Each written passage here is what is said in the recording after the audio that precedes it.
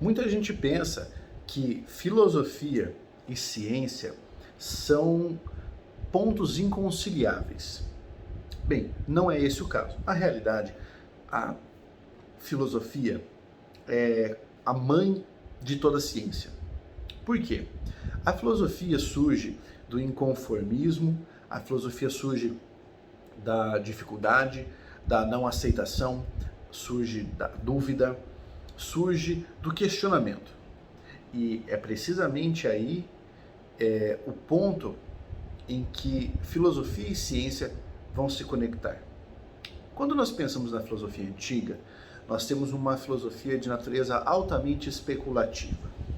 Porém, apesar da especulação que havia, a filosofia antiga era antidogmática. O que eu quero dizer com isso? Na filosofia antiga, o questionamento se voltava contra os dogmas instituídos. Ou seja, era preciso refletir para poder ultrapassar aquilo que estava posto, aquilo que estava colocado para o homem, para a vida em sociedade e tudo mais. Depois disso, o homem vai dar um passo adiante.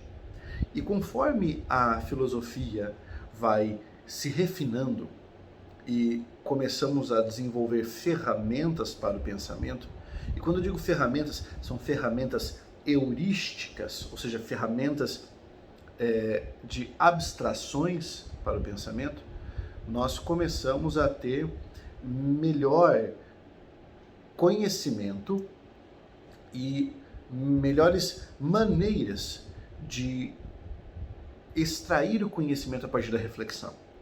É lógico que até então a ciência estava praticamente casada com a filosofia. Quando é que nós vamos criar, digo como humanidade, um divórcio aparente entre filosofia e ciência? Esse divórcio aparente vai surgir justamente com o método científico.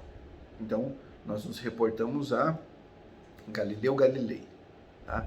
Então, aquele método de observação, experimentação, formulação de hipóteses, teste para comprovar ou descartar as hipóteses, isso é o que vai começar a criar essa cisão, como disse, aparente entre filosofia e ciência. Porque o cientista vai se abraçar ao método, ele vai amar o método científico. Porém, existem alguns limites que o método científico ainda não conseguiu ultrapassar. Quem discutiu isso muito bem foi o Francis Bacon, quando questionou a formulação de ídolos e falou sobre a necessidade de superação dos ídolos para que o conhecimento pudesse avançar. E então, aí nós temos um momento importante, porque parece que se a ciência caminhasse exclusivamente na contramão da filosofia, nós não teríamos reflexão sobre o fazer científico, o que não é verdade. Existem filósofos da ciência, por exemplo, que discutem o fazer científico. Eu poderia citar Gaston Bachelard, Thomas Kuhn, ou Kahn, né? Mas a pronúncia mais para Kuhn do que para Kahn. Poderia citar ainda outros do Círculo de Viena, né? Nós podemos falar sobre Jürgen Habermas, que vem posteriormente.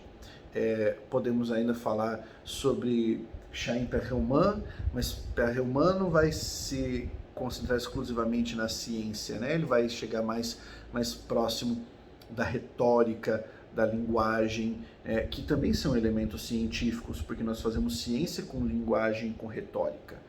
Existe ainda um outro filósofo, nesse caso aí, talvez um dos mais importantes para a filosofia da ciência, que é Karl Popper. E aí ele vai trazer alguns princípios para estabelecermos o que é ciência e o que não é ciência, né? Como, por exemplo, a questão de você tentar refutar, né? O princípio da refutabilidade, ou da falseabilidade como critério de natureza científica.